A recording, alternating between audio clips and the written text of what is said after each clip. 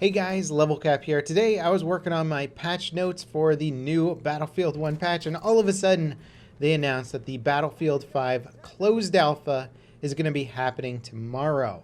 I've got tons of details on it, and I'll include some brief Battlefield 1 patch notes at the end of this video and just kind of wrap it all into one thing. Now, first things first with the closed alpha, when, where, who. Apparently you'll already be able to preload the game right now if you got an invite. I don't know if all the invites have been sent out already. I haven't gotten one yet, so I'm hoping they haven't all been sent out yet. And then it's going live tomorrow at 1 a.m. Pacific time. So you can translate that into your respective time zones. There will be capturing and recording and streaming available. So you can imagine there's going to be a lot of Battlefield 5 live streams tomorrow. If I get invited, I'll be capturing and probably streaming the game as well, and doing deep dives and testing out the guns and stuff. I'm pretty excited about this. It really means being able to test out the game on our home platforms and sort of getting a good feel with it and sinking in a lot of hours and a lot of time to feel how the game is holding up or how the balance is. At the moment, the alpha is PC only, and it's also only going to be in English, but this doesn't mean you won't be able to play it in different countries. You'll just have to use an English menu system. The minimum and recommended system requirements for the alpha have been posted on the Battlefield website. There'll be a link to that in the video description if you want to read through all the nitty-gritty details. The game modes and maps involve Conquest and Grand Operations this time. So if we can see the classic Conquest mode returning, see if there's any changes to it, how that plays out, how it balances. It'll be taking place on the map Arctic Fjord along with Grand Operations on the same map. So I think a lot of the same stuff that we saw at EA Play, or at least similar stuff. The classes and loadouts look like they're going to be the same from EA Play, and this makes sense. You know, if the build at EA Play was working and stuff, why not use it again here in the closed alpha? DICE is doing the closed alpha for two reasons. One is to stress test servers, stability, performance, all that kind of stuff, and the other one is to get more in depth with feedback. You know, they're using brand new systems like the attrition system, the lack of spotting, the new squad and team play mechanics. There's a ton of new mechanics in Battlefield 5, so really testing them out and trying to fine-tune them and balance them is important. So I imagine they're going to be looking for a lot of feedback from this closed alpha, and so that's the other point of doing it. We'll also be able to experience their in-game challenge system and rewards, so there'll be some dog tags and other things that can be unlocked. I think they said also that these will transfer over to your main account once the game launches. Hopefully they're not exclusive just to people who got invited to the closed alpha,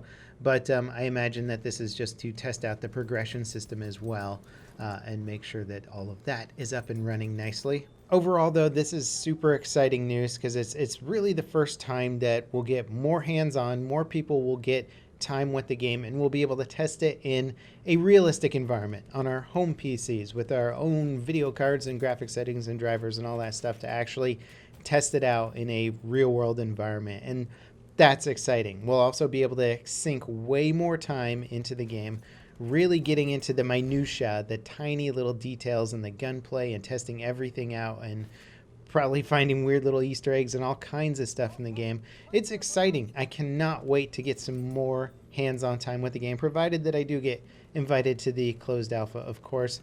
But I imagine that there will also be more alphas, more betas after this, in which DICE will open it up to a bigger population, because usually they do small tests first to make sure that their server stuff is optimized. There's a good chance that we'll hit a lot of crashes and a lot of buggy issues the first time around, so really the first people playing are probably going to run into the most crap, and then they'll sort of roll it out for more people down the road.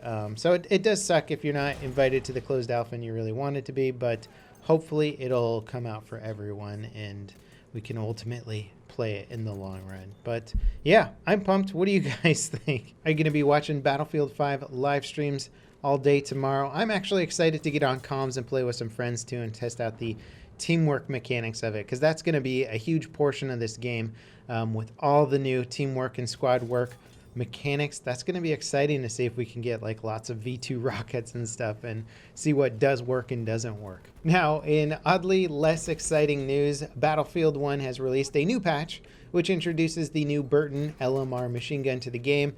It modifies several weapons. It adds a new version of the Annihilator SMG into the game. There's a lot of new content here, and allegedly also the patch fixes that bug in which you basically just start flinching like crazy after you've been revived a second time.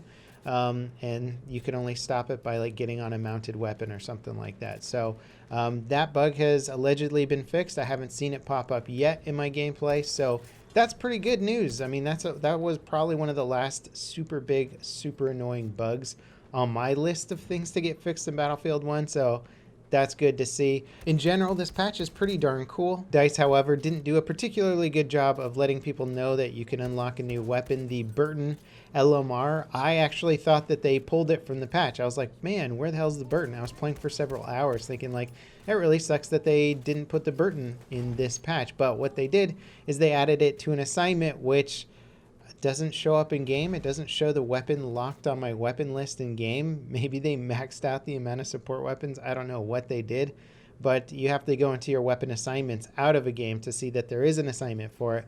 And so to unlock it, you actually have to get a bunch of defensive kills while you're on a flag point. So basically in Conquest, or I think it'll work in Operations, you can just stand there and kill players while you're in the flag capture zone, and that'll give you defensive cap points, provided that you own the flag. They also added a select fire mode to the General Loose Storm Rifle, so now you can use it as either the standard 6-round DMR that it was before, and I thought it was actually pretty decent as a 6-round DMR, or you can switch it into the alternate bolt action mode, in which you'll just be shooting one shot at a time and having to rechamber in between each shot, but the damage goes up into the bolt action range, so you can like get one-shot headshots, you can two-shot body shot people. It's only got iron sights, so you have to be comfortable with using a bolt action iron sight rifle, but this just gives the medic class basically a sniper rifle and a weapon that has a huge amount of versatility to it. I love it. It's like really fun to play with now. You can just on the fly switch your gun into something that's going to be more appropriate for the situation at hand. I'm not saying you're going to be overpowered with the General Loo, but it's just fun. It's like a well-designed weapon now that just gives you all these options that you don't really have with too many other classes in the game. So very cool. Love this addition. Then of course there is the new quote-unquote new shock operations. Remember when operations used to be either 40 players or 64 players, and then DICE was like, hey, we're getting rid of the 40-player mode to better consolidate the player base into one mode and get them to fill up servers better? Well, they got rid of the 40-player mode. They now brought it back with a different label, calling it shock operations. I think they might have changed a few things with flag pace placement and some vehicle balance and placements of stuff like that, cover and whatnot. I'm not exactly sure how much stuff they did to change it up from what it was before. But now, instead of going through all 3 maps or 2 maps of an operation, it's just a single map. So you just pick one map, you play a shock operations mode, which is a 40-player operations version of that map, and you'll still get your waves of soldiers to assault on that map, so you can get the behemoths to come back through. It's just a little bit less clustered and insane. Some of the maps work okay on 64 players in operations. Some of them are just way too small and narrow for 64 players, and it becomes less enjoyable. So playing shock operations, I had a lot more fun. There was a lot more movement, many more opportunities for flanking rats and stuff like that. And so it's good to see it back. I don't know what this will do to the actual population between playing normal operations and shock operations. I have a feeling if they still have the really good rewards for playing normal operations but not shock operations, not too many people will adopt shock operations instead. One downside, of course, is that behemoths do have a lot more power with only 40 players and basically one map. The behemoths count for a lot more. There's not as many people trying to take them out, and you really only need to win one single map. So balance, I'm still not 100% sure on the new shock operations mode, but in general, I was enjoying the slightly less clustered version of it. Some maps I would absolutely prefer in 64-player mode. I really just think it depends on what map you're playing. Oh yeah, there's also a suppressed 1911, which I covered in a previous video, but yeah, everyone gets a suppressed version of the 1911 now, which is awesome. So in general, there's a ton of new Battlefield 1 content to check out here. The patch is free for everyone. You have to download it if you want to play the game, basically. But and then tomorrow we're going to see a lot of new Battlefield 5 content. So this is sort of like Battlefield overload for these next few days. I'm excited for it. I hope you guys are excited for it too. As always, thanks for watching, and I'll see you next time. This is Level Cap signing off.